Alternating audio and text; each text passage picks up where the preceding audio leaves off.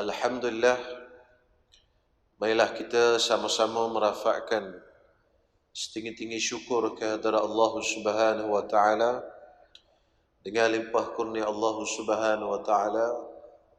Pada malam ini dapat kita bersama-sama dalam kuliah maghrib ini. Mudah-mudahan diberkati dan dirahmati oleh Allah Subhanahu wa taala.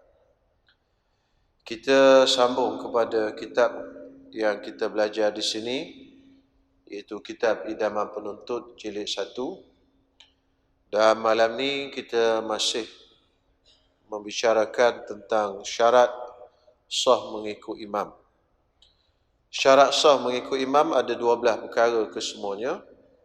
Dan malam ni kita akan sambung kepada syarat sah mengikut imam yang ketiga.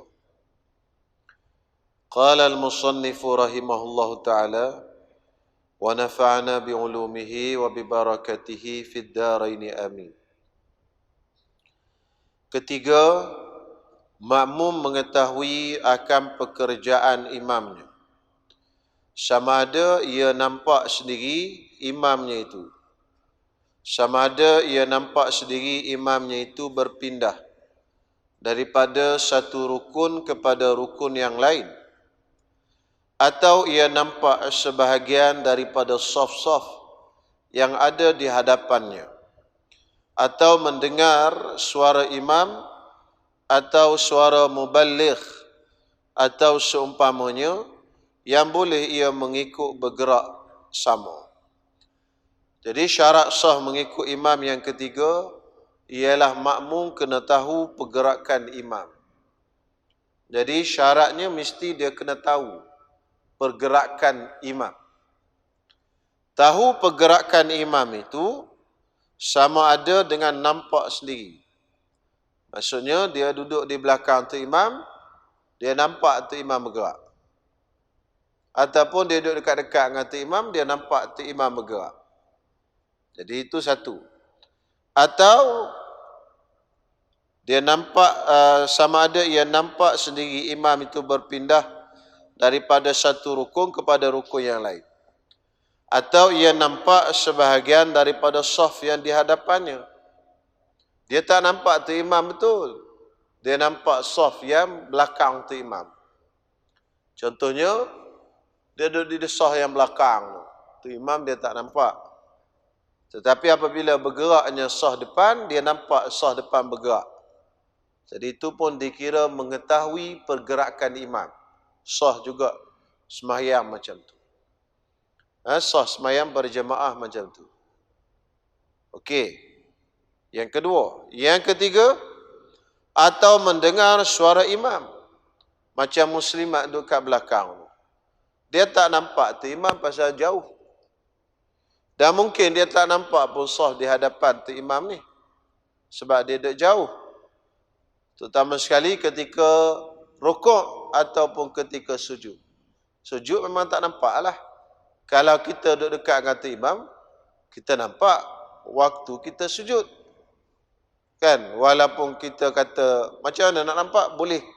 Boleh keling, kata orang Kelantan, keling. Boleh tengok ke tepi. Juling mata-mata. Kan? Boleh tengok. Kenapa? Kerana dia duduk dekat. Tapi kalau duduk jauh belakang tu, tuan semua, masa qiyam mungkin nampak. Masa rukuk tak nampak. Masa sujud lagilah tak nampak. Maka yang boleh dibuat panduan ialah suara imam. Allahu Akbar, Sami Allahu liman hamidah, Allahu Akbar. Dia dengar suara imam tu. Itu pun dikira mengetahui juga. Tak semestinya tahu tu kena tengok saja, tak. Sama ada tengok tu imam, ataupun tengok saf yang belakang tu imam, ataupun dengar suara imam. 3. Yang keempat, ataupun dengar suara muballigh. Suara muballigh. Muballigh ni, kalau di Mekah dia ada muballigh. Tu Bilal tu. Sami Allahu liman hamidah. Rabbana walakal hamd. Yang sebut Rabbana lakal hamd tu Bilal. Nama dia tu muballigh. Muballigh maksudnya orang yang menyampaikan. Ballagha yuballighu tabligh. Tabligh menyampaikan. Orang yang menyampaikan kita panggil muballigh. Muballigh. Jadi muballigh orang yang menyampaikan. Jadi muballigh Kristian, orang yang menyampaikan agama Kristian. Kan? Muballigh orang yang menyampaikan suara imam tu ke belakang. Jadi dulu-dulu dia tidak ada mikrofon macam kita ni. Sekarang ni mikrofon canggih. Tapi ada lagi muballigh di Mekah, di Masjidil Haram dan juga di Masjid Nabawi. Walaupun mikrofon dah canggih. Sebenarnya tak perlu pun muballigh tu. Dan suatu perkara yang makruh kalau ada muballigh, kalau dah suara tu sampai ke belakang. Tapi kenapa Masjidil Haram dengan Masjid Nabawi dia buat? Kerana nak mengekalkan tradisi saja. Bukannya perlu pun, mikrofon tu dah canggih je. Tu imam tu suara dia boleh dengar sampai ke dalam hotel pun. Tak perlu pun suara muballigh. Sebab itu selain daripada Masjidil Haram dan Masjid Nabawi, masjid-masjid lain di Mekah, tak ada dah mubalighnya. Kalau tuan-tuan semayang di Masjid Tan'im, kalau tuan-tuan semayang di Masjid Qarnul Manazil daripada Taif, tak ada dah. Tu imam seorang je, pasal mikrofon ni dah canggih. Kerana mubaligh di belakang imam ni, tanpa hajat, dalam mazhab kita Imam Syafi'i, makruh. Jadi tuan-tuan semua, kalau di sini tak usah jadi mubaligh lah. Hukum dia makruh. Sebab mikrofon tu imam dah kuat dah. Takut-takut tuan-tuan baru balik daripada Mekah, terasa nak jadi macam orang Mekah. Kan? Dia punya wap-wap Mekah tu kuat lagi. Itu imam pun sami Allahu liman hamidah. Tuan-tuan duduk belakang apa benda belakang imam, terus Rabbana walakal hamd. Tak ada siapa lantik dia pun. Saja dia suka rela. Itu hukum dia makruh. Meninggikan suara di belakang imam, hukum dia makruh. Melainkan kerana ada hajat. Jadi dulu-dulu dia ada keperluan ni sebab suara tak sampai. Masjidil Haram ni besar. Mikrofon tak ada. Setiap 5-6 sah, seorang mubaligh. 5-6 sah lagi, seorang lagi mubaligh. Bukan seorang, 2, 3, 4, 5, 6 orang, ramai. Nak sampaikan suara tu ke sah-sah yang belakang. Jadi adalah sami Allahu liman hamidah, Rabbana walakal hamd.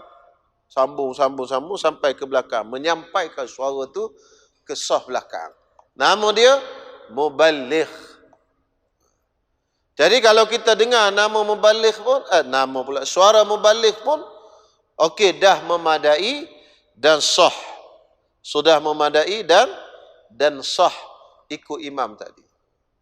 Baik, kalau makmum tadi pekak dan buta, lagu mana? Dia pekak dan buta. Nak tengok pun tak boleh. Suara pun tak dengar. Macam mana dia nak sembahyang berjemaah? Dia tak boleh sembahyang berjemaah berasingan dengan orang. Dia kena sembahyang berjemaah di sebelah orang ataupun di belakang orang. Dan dia kena letak tangan dia di atas orang sebelah dia tadi. Jadi itulah maksud kitab ini, atau seumpamanya yang boleh mengikut bergerak tu imam.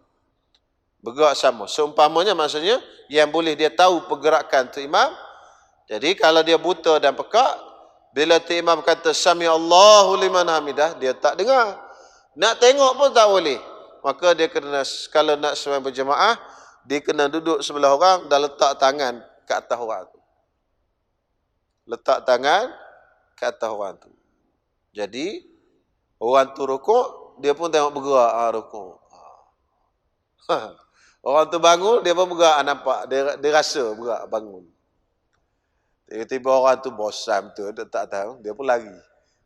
Bila dia lari, tak ada apa? Tak ada dah syarat yang ketiga ni, tahu. Dia tak boleh tahu. Dia tak boleh dengar dan tak boleh tengok.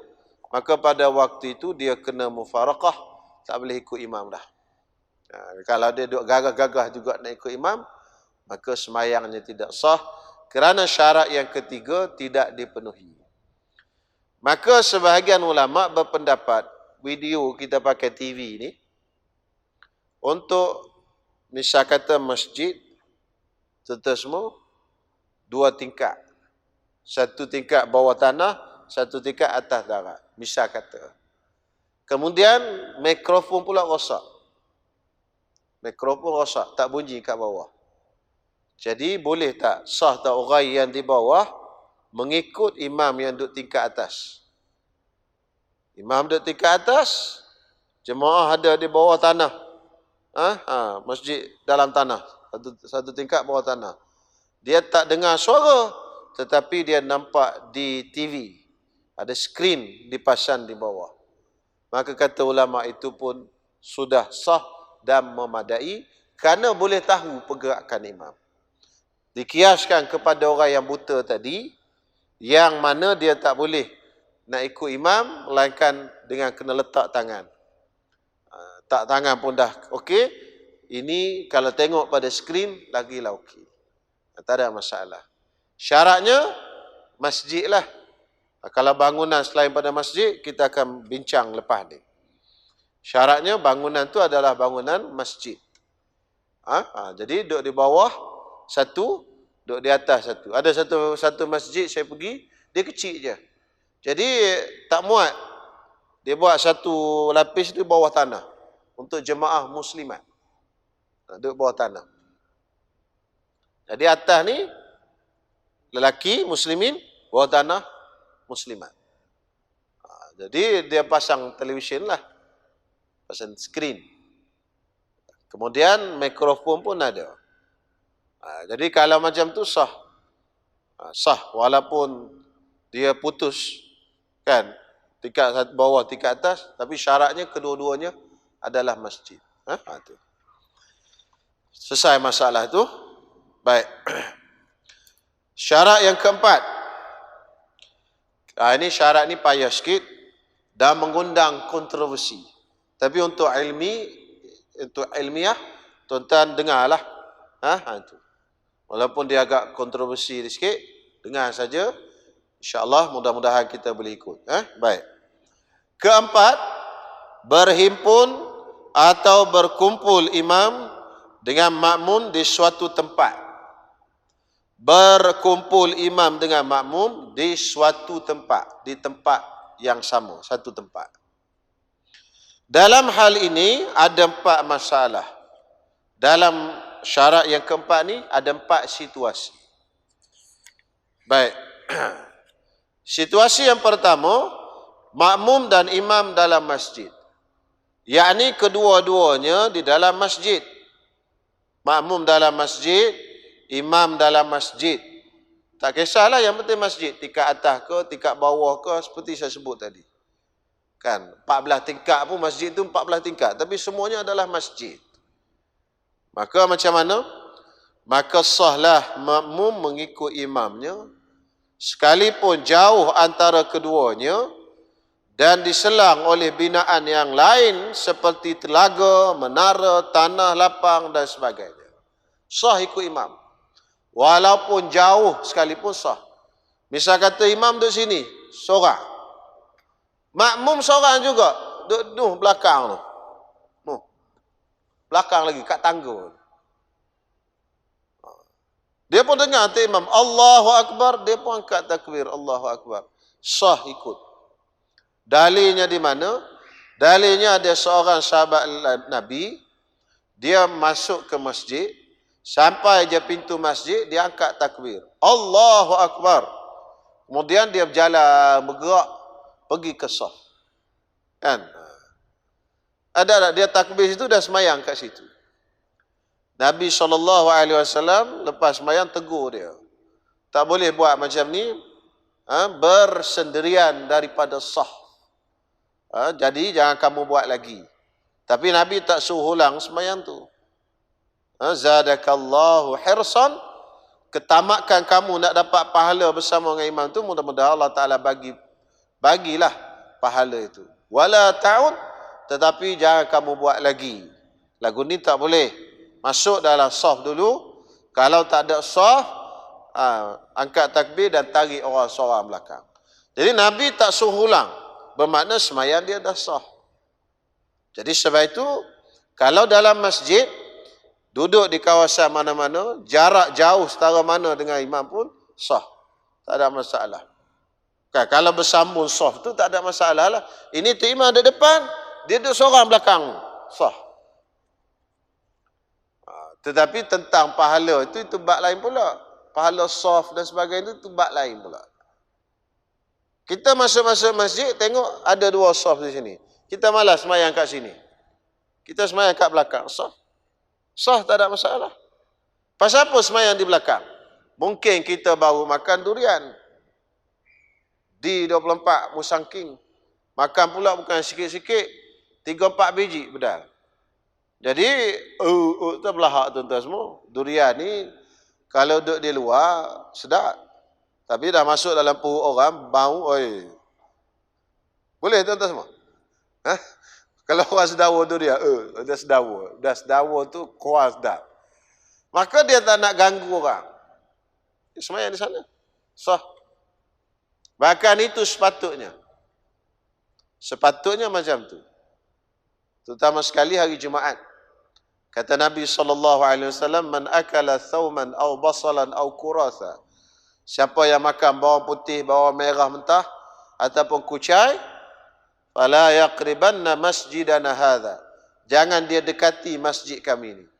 Habis itu kalau dia nak semayang, semayang mana? Ulama kata kena semayang di luar. Semayang di luar. Tak boleh tuan-tuan semua. Mulut busuk ni tak boleh. Dia menyusahkan orang dan mengganggu konsentrasi orang, khusyuk orang. Baik, itu selesai masalah. Tapi syaratnya dalam masjid. Kalau luar masjid macam mana? Contohnya, semayang kat dataran, kat parking. Itu luar masjid. Boleh tak ikut imam dalam ni? Itu perbahasan dia lepas ni. Ini cerita dalam masjid. Semua dalam bangunan masjid. Ni beranda kat luar ni, sampai pagar tu masjid. Hak bawah luar itu, itu masalah sikit. Itu bukan masjid. Sebab situ tu dataran, bukan masjid. Sama juga dengan parking sana, dia bukan masjid. Baik.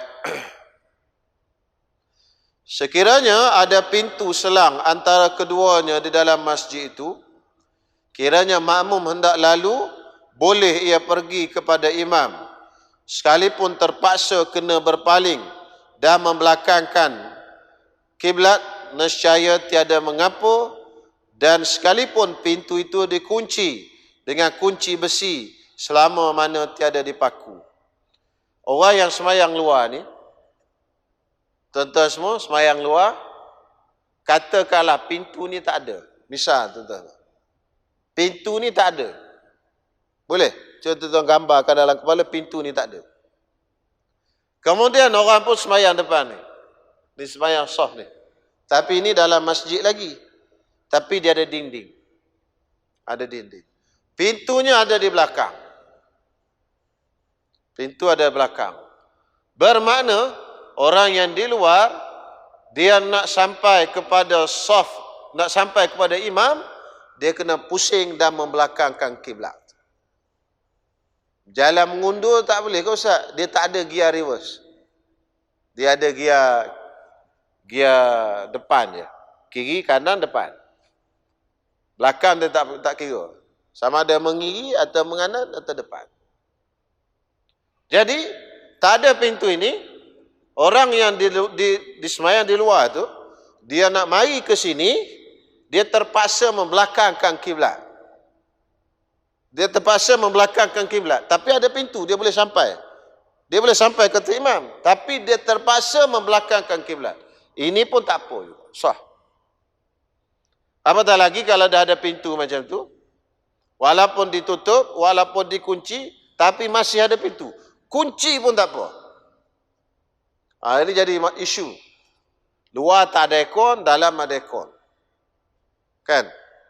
Jadi tutup. Hak luar pula buka. Kata dia tak boleh putus sah. Datang orang tutup pula. Buka, tutup, buka. Allah. Jadi bergaduh pula pasal pintu. Pasal ada bahagian luar tu. Tutup, buka, tutup, buka. Ada satu masjid tu sampai minta saya cerita kat tazkirah Jumaat. Hari Jumaat lah isunya. Tutup. Orang dalam tutup. Hak luar pula duduk tepi tu teram. Tarik, buka pula. Aduh. Jadi tuan-tuan semua, kalau masjid tidak ada apa-apa masalah. Tutup pun tak apa. Kunci pun tak apa lagi. Jangan paku je. Dia kata jangan selama tiada dipaku. Kalau mari ambil kayu, paku. Kung, buat pak dahak. Orang Kelantan panggil pak dahak, pangkoh. Kayu pangkoh. Itu tak boleh. Itu memang betul-betul tak bagi masuk. Tapi selama mana dia ada pintu, selama mana orang di luar boleh masuk ke dalam, walaupun terpaksa membelakangkan kiblat, itu tidak ada masalah dan sah. Tetapi kalau sekeliling ni tak ada pintu, sekeliling ni tak ada pintu, kalau orang luar dia nak masuk ke dalam, nak masuk ke imam, dia terpaksa keluar masjid, masuk ke belakang, masuk ke office, masuk ke sini. Sekeliling ni tak ada pintu. Maka tuan-tuan semua tidak sah. Kerana dia kena keluar masjid, masuk balik, baru dia boleh pergi sampai ke imam. Ini tak boleh. Jadi pintu ni penting dalam masjid yang ada beranda kat luar. Kalau langsung tak ada pintu, tak sah. Sebab itu tuan-tuan semua, dalam membuat masjid, dia kena ada undang-undang dia. Bukan asal cantik, asal comel je. Tuan-tuan, masjid tuan-tuan ni boleh puji salah satunya ialah ada pintu sini, sini. Babul salam, babul baqi'. Sebab apa? Sebab tuan-tuan semua, kalau ada apa-apa masalah, senang keluar. Situ. Kan? Tak ada kacau, tak ada apa. Macam Masjid An-Nabawi. Kalau tak ada pintu ni, kan susah. Kan? Nanti susah. Lepas tu adalah 2, 3, 4 perkara lagi. Kalau sah ni bersama sampai luar pun tidak ada masalah. Sampai ke jalan raya, sampai ke sana, sampai ke Caltech tu pun boleh. Kalau pintu ni terbuka. Sebab tu dia pintu dua ni kalau buat masjid ni adakan babus salam, babul baqi', macam Masjid Nabawi. Kena adakan dua benda ni. Itu perkara yang penting. Yang kedua tuan-tuan semua, mimbar. Mimbar tuan-tuan mengikut sunnah Nabi SAW. Dia tak lindung khatib. Kan? Dia tak lindung khatib, walaupun separuh lindung. Tapi okeylah. Ada setengah mimbar tuan-tuan semua, dia buat tiang pula. Lepas tu duduk dalam ni. Orang tepi tak nampak. Mimbar, tujuan buat mimbar ni apa tuan-tuan semua? Nak suruh semua orang nampak. Itu kena faham. Dan ada lindung pula buat tiang, jadi orang sebelah tak nampak. Lepas tu tiang tu tak ada. Okey, alhamdulillah. Yang kedua, dia keluar. Alhamdulillah. Ada duduk sini kat mihrab. Orang sebelah tak nampak. Khatib ni dia sunat masa khutbah makmum tengok khatib. Sunat. Satu khatib ni dia kena pakai canggih, smart. Kan? Dia tak boleh serabai, tak boleh. Orang nak tengok ke dia? Kan? Itu sunnah. Pakai serban, pakai tutup kepala, ni. Kelubung. Sunnah. Pakai kot, pakai jubah. Smart sikit lah. Sebab orang nak tengok, sunat tengok khatib. Kan? Kalau tengok tu insyaAllah tak tidur. Ada? InsyaAllah. Tambah pula khatib pula bersemangat kau. Lagi tak tidur. Tapi kalau kita duk tengok dinding je, memang. Tambah-tambah hari Jumaat pula, hari penat, risiko tidur tu tinggi sikit. Itu dia punya cerita. Itu insyaAllah. Kemudian yang ketiga, apa ketiga kemudian? Baca dulu. Baik. Maka jika diselangi oleh tembok yang tak boleh lalu kepada imam, diselangi oleh tembok yang tak boleh lalu kepada imam, atau pagar besi, atau dipaku pintu yang tersebut itu, tiadalah sah mengikutnya. Tak sah. Jadi kalau muslimat, belakang ni letak dinding paku, dinding semi. Tapi di tepi ada pintu lagi, boleh sampai ke imam. Sah. Tak ada masalah. Walaupun ada dinding apa semua, tapi syarat dia ada pintu, boleh sampai ke imam. Sah. Masjid senang tuan-tuan semua. Kesimpulannya, kebanyakan masjid, yang semayang dalam masjid, insya-Allah sah dan tak ada masalah. Yang jadi banyak masalah, surau. Jadi masalahnya surau, dan juga tempat yang selain daripada surau, dewan dan sebagainya. Itu banyak masalah. Jadi sebab kadang-kadang kita buat bangunan surau ni, kita tak ambil kira benda ni, hukum hakam ni, kita buat aja, asal cantik kita buat. Jadi dia akan timbul masalah pada waktu kita nak semayang berjemaah.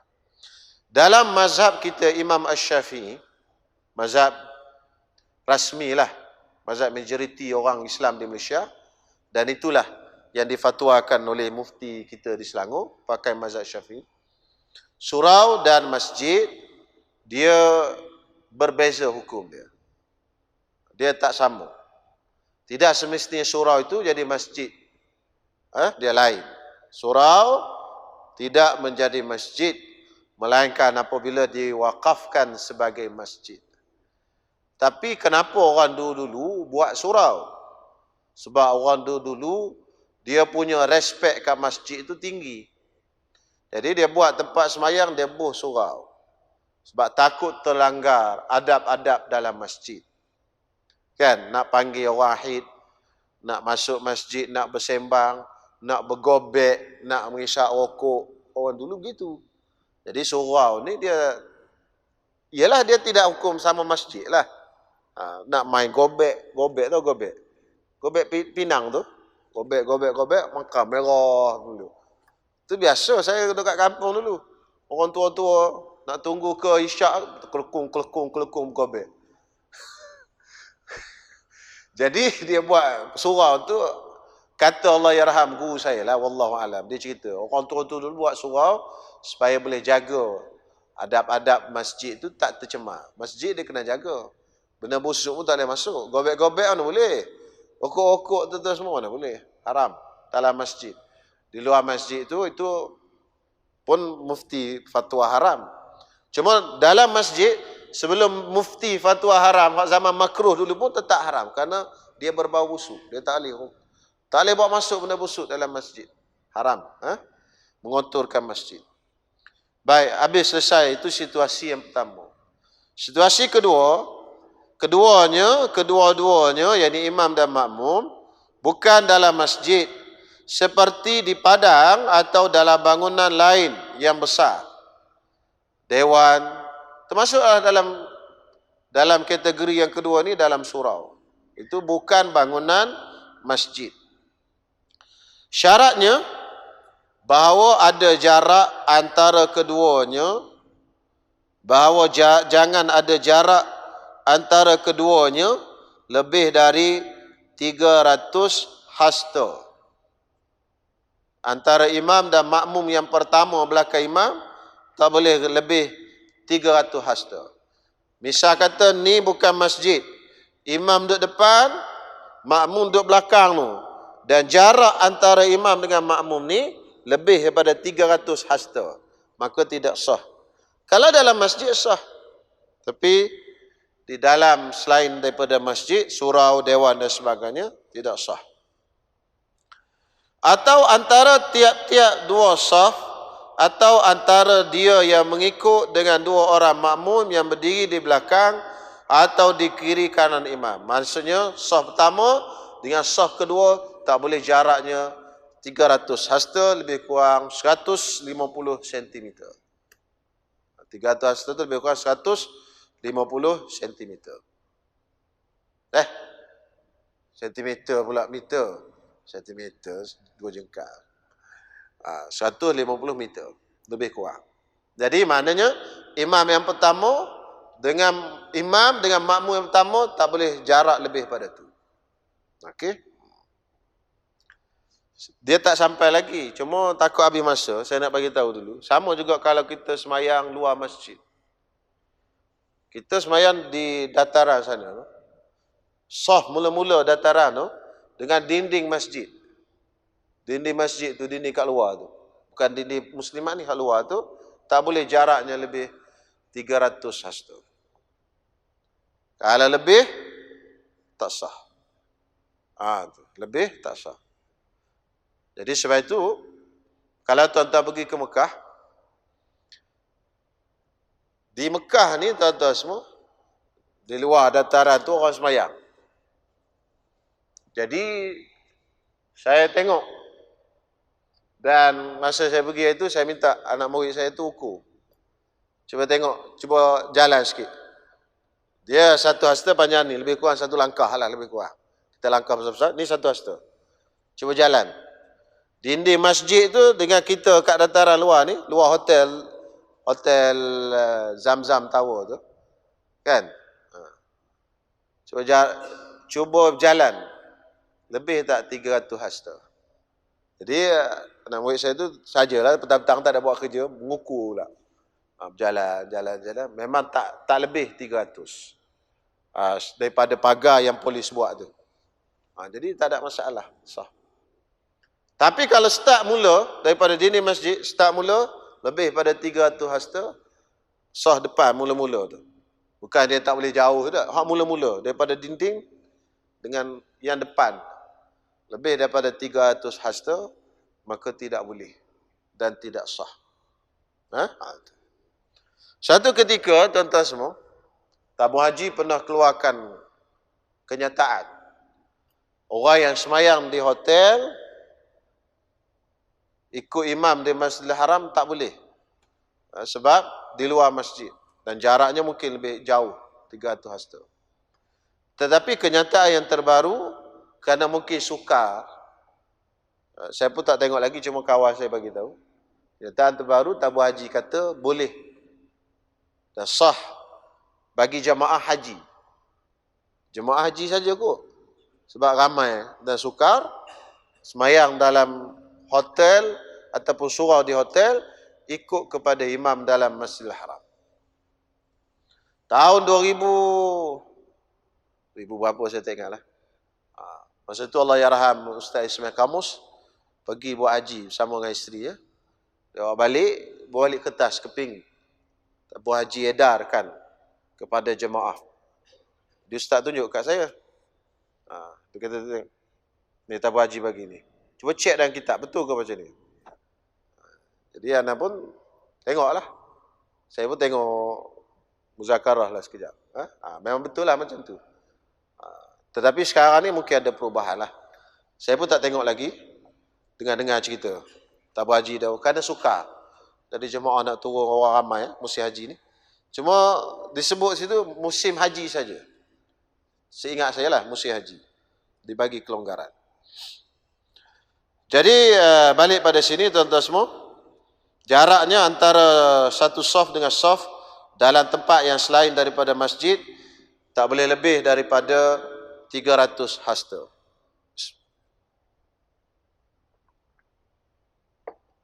Dan jangan ada antara keduanya dinding. Tetapi sekiranya pada dinding itu ada pintu terbuka dan ada orang yang sembahyang dekat pintu itu yang boleh diikutnya, sahlah ia berimamkan imam yang di dalam dinding itu. Allah, payah sikit lah ni. Sebab tu saya kata payah tu. Jadi tuan-tuan semua, misalkan kita ni duduk di dalam surau, bukan masjid. Muslimat di belakang tu, AJK-nya beli satu tabir kayu. Tabir kayu. Ni kayu juga tapi separuh. Tabir kayu sampai atas. Jadi muslimat dia tak boleh mari ke imam ni kerana ada dinding. Maka muslimat yang berada di belakang, kalau tempat selain pada masjid, tak sah semayang. Jadi elok buat macam ni, rendah, dia boleh mari. Kerana rendah je dia boleh langkah mari ke sini. Boleh muslimat boleh langkah? Boleh kot, rendah je. Walaupun payah maknanya tabiatnya boleh dilangkah. Tapi dalam masjid kalau tak buat macam ni pun tak apa. Cuma kalau buat macam ni, okey juga. Kalau tak buat macam ni pun tak apa. Pasal masjid kita dah faham. Tutup. Yang penting ada pintu boleh sampai ke imam. Tak ada masalah. Tapi kalau dalam bangunan selain pada masjid, maka kalau macam tu tak boleh. Dia dah jadi terpisah. Dia punya syarat tu tak boleh terpisah. Jadi dia dah jadi dua tempat yang berbeza. Bila dua tempat yang berbeza, tak bolehlah orang di sana mengikut imam di sini. Di rumah sama juga. Imam, suami kita duduk dalam bilik satu. Kita duduk dalam bilik lain, muslimat, isteri. Sebab bergaduh malam tadi. Jadi, tapi nak sembahyang berjemaah juga. Jadi, tu imamnya, suaminya bilik lain satu, isteri bilik satu. Buka pintu ataupun tutup langsung pintu. Bunyi suara jauh-jauh gitu ya. Tak boleh ya, pasal dua tempat yang berbeza. Walaupun dalam satu rumah. Okey, itu dia punya syarat lah. Yang ni dia kata jangan ada di antara keduanya dinding. Tetapi sekiranya pada dinding itu ada pintu terbuka dan ada orang yang sembahyang dekat pintu itu, yang boleh diikutnya, sahlah ia berimamkan imam yang di dalam dinding itu. Demikian juga jika ada orang yang sembahyang di sebelah orang yang sembahyang dekat pintu itu, atau di belakangnya sekalipun. Ada diselang oleh jalan raya yang dilalui oleh orang ramai, atau diselangi oleh sungai yang terpaksa direnang jika hendak pergi mendapatkan imam. Ini cerita di negara Arab ni. Kan? Di tengah-tengah surau ada sungai pula. Mana nak ada di Malaysia ni? Ya. Jadi itu perumpamaan dia. Jadi kesimpulannya ayat ni berbelit-belit ni, tuan-tuan, saya nak bagi tahu dia punya kesimpulan, kalau kita berada di dalam bangunan selain daripada masjid, mesti tak boleh ada pemisah di antara satu saf dengan saf. Kalau ada pemisah yang banyak berlaku di tempat kita ni, iaitu tabir belah muslimat. Tabir kayu. Bila tabir kayu, dia tak ada lubang yang membolehkan orang di belakang datang ke tu imam. Bukan nak suruh datang kalau dia nak datang. Bukan nak tengah semayang tu datang berjalan. Tak. Kalau dia nak datang, boleh datang. Itu yang saya kata tu. Syarat ni agak payah sikit dan agak kontroversi sikit. Gaduh selalu di masjid dan di surau. Baik, kalau pasang tabir kain macam mana? Tabir kain pula, syaratnya kat tengah tu mesti ada tabir yang transparent, cerah, yang dia boleh nampak yang kat depan. Kalau tak nampak pun tak boleh juga. Jadi itu dalam mazhab kita Imam Syafi'i, kerana surau dia termasuk dalam bangunan selain daripada masjid. Jadi kalau nak senangnya macam mana? Nak senangnya, upgradekan surau tu tadi jadi masjid. Mohonkan, minta permohonan dengan jaiz ke apa semua, supaya dia naik taraf daripada surau kepada masjid. Bila dia naik taraf daripada surau menjadi masjid, maka hukumnya ringan. Sama macam saya sebut tadi, yang penting ada pintu saja. Tetapi kalau kedudukannya surau, itu dia punya syaratnya agak ketat sikit. Okey. Jadi syarat yang kedua ni, ataupun kelakuan ataupun situasi kedua ni, setakat itulah, insyaAllah. Situasi ketiga sambung bulan depan pula. Penat sikit nak hurai. Dia punya pening itu, takut tuan-tuan semua pening. Saya pun pening kok.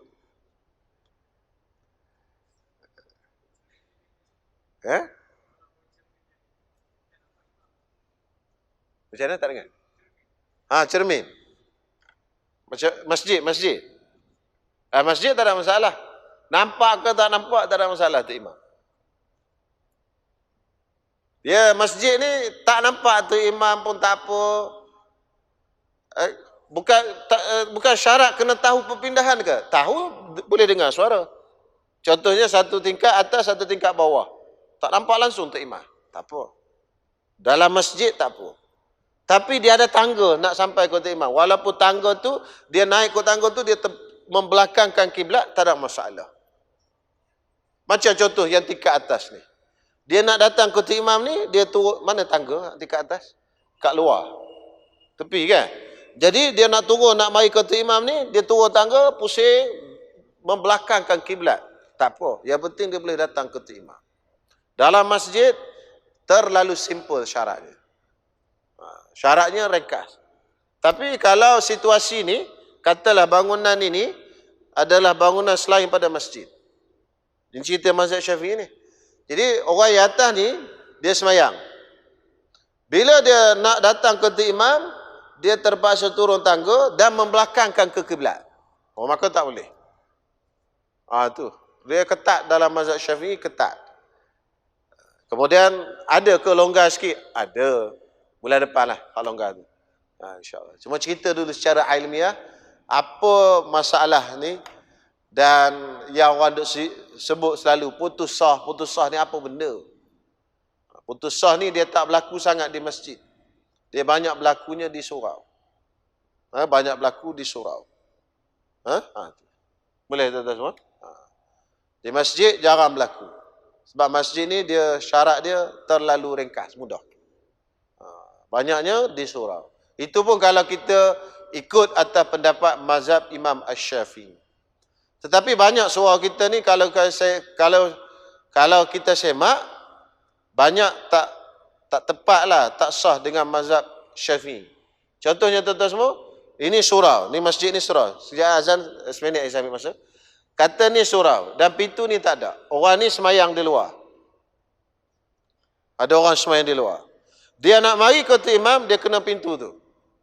Dia nak sampai ke imam, dia terpaksa membelakangkan kiblat. Maka tuan-tuan semua tak sah lah. Dan berapa banyak surau di Malaysia ni macam tu. Pintu tengah je ada, pintu depan tak ada.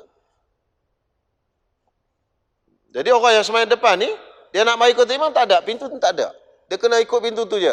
Jadi dia duduk depan ni, dia kena belakang, pusing ke belakang, dia pusing ke belakang kiblat, baru dia boleh datang ke imam.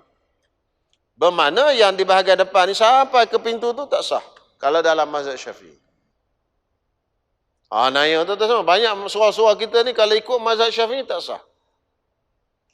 Habis tu tak sah sebenarnya. Nanti dulu lah, tunggu bulan depan. Tu nak cerita ilmiah saja dulu. Bukan kita nak kata, kau ni tak sah ni surau ni dah. Roboh-roboh dah, nanti dulu. Tenang. Jadi perbahasan ilmiah, mazhab Imam Asy-Syafi'i, supaya kita ada benda tu dalam kepala. Kemudian dah ada surau, kita nak roboh, nak buat apa tu, itu suka jugalah. Adalah ruang-ruang kita nak taklid, ikut pendapat yang kedua, ketiga dan sebagainya. Cuma nak bagi gambaran, macam mana asas mazhab Syafi'inya tentang masalah putus saf. Yang disebut orang putus saf ni apa benda? Itu.